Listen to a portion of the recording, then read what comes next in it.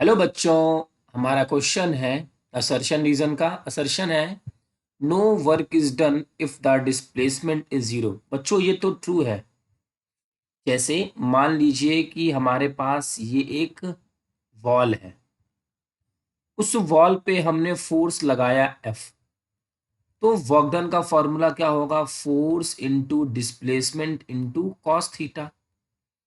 अब ये फोर्स बच्चों एफ लगाया गया है और इस वॉल में कोई मूवमेंट नहीं है, मीन्स डिस्प्लेसमेंट जीरो है, वर्क डन क्या हो जाएगा? जीरो हो जाएगा। तो no work is done if the displacement is zero.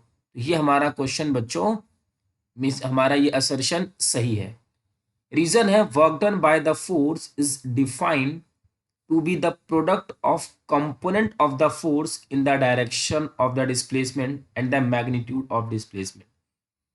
तो बच्चों ये भी ट्रू है। देखिए, मान लीजिए कि हमारे पास एक ग्राउंड है और ये एक ब्लॉक है जिसका मास m है। हमने फोर्स लगाया इस डायरेक्शन में, लेट अस कंसीडर ये है थीटा एंगल, और ये ब्लॉक मूव कर रहा है इस डायरेक्शन में। तो अगर हमें इसका फॉर्मूला लिखना हो तो work done is equal to force into displacement, और ये जो फोर्स है इस फोर्स का कंपोनेंट हो जाएगा बच्चों F cos theta. Means force लिखेंगे F cos theta into d. ठीक। और ये जो फोर्स है, ये फोर्स किसकी डायरेक्शन में है? इन द डायरेक्शन ऑफ डिस्प्लेसमेंट। ठीक। तो हमारा ये रीजन भी करेक्ट है। अगर मान लीजिए हमने परपेंडिकुलर का ले लिया तो क्या होगा? तो ये हमारा एफ कॉस, ये हमारा क्या हो जाएगा? F sine theta. और डिस्प्लेसमेंट और फोर्स के बीच में 90 डिग्री अगर हुआ, कॉस 90 होता है बच्चों जीरो।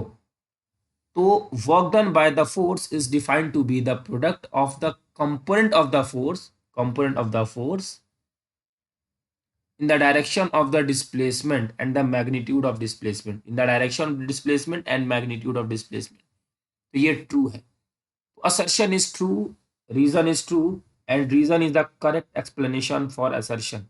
बच्चों ये ऑप्शन हमारा करेक्ट है। आई होप कि आपको ये क्वेश्चन अच्छे से समझ में आ गया होगा। Thank you.